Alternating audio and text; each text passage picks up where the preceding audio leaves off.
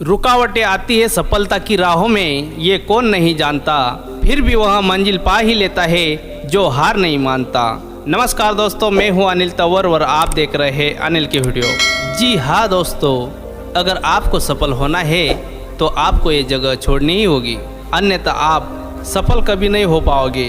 वो कैसे, बिल्कुल दिखाएंगे आज की इस कहानी में। दो पड़ोसी राज्य के राजा जो आपस में बहुत घनिष्ठ मित्र थे। एक बार एक राजा के यहाँ पुत्र का जन्म हुआ।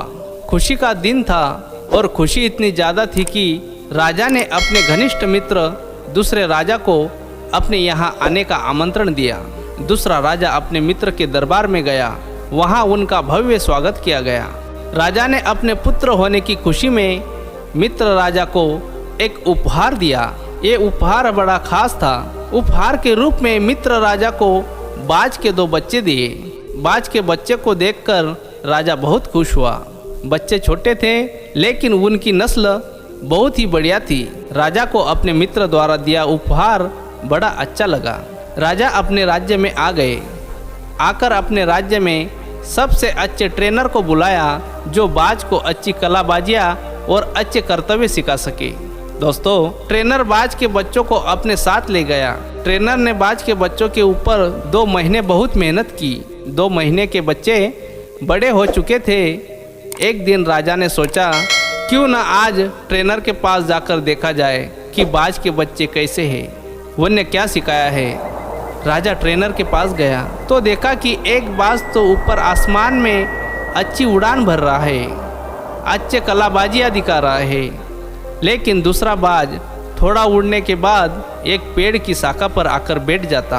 बाज को फिर उड़ाया जाता, थोड़ी देर के लिए उड़ता और फिर से नीचे आ जाता।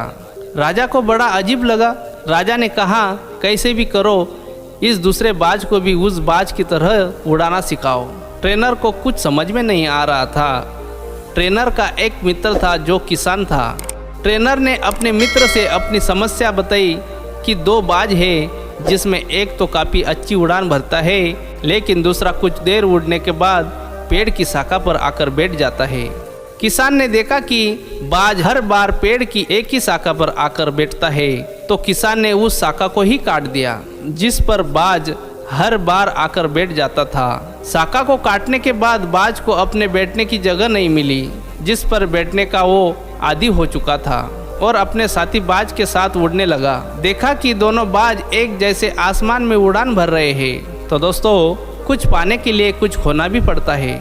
ऐसी ही कोई शाखा हमारे और आपके जीवन में भी हो सकती है जिसे हम अपना कंफर्ट जोन तो कहते हैं, लेकिन देखा जाए तो ये हमारे लिए नुकसानदायक साबित होता है। हम इसमें रहते हुए कुछ अलग करने के बारे में सोच ही नहीं पाते, जिससे हमारा कंफर्ट जोन ही हमें सफल होने से रोकता है। आपके पास जितना भी आराम करने के लिए संसाधन होंगे, आप उतना ही कम कुछ अलग करने के बारे में सोचेंगे। तो दोस्तों, आपको ये वीडियो कैसा लगा हमें नीचे कमेंट बॉक्स में कमेंट जरूर करें और इस वीडियो को लाइक करके हमारे चैनल को सब्सक्राइब करें। धन्यवाद।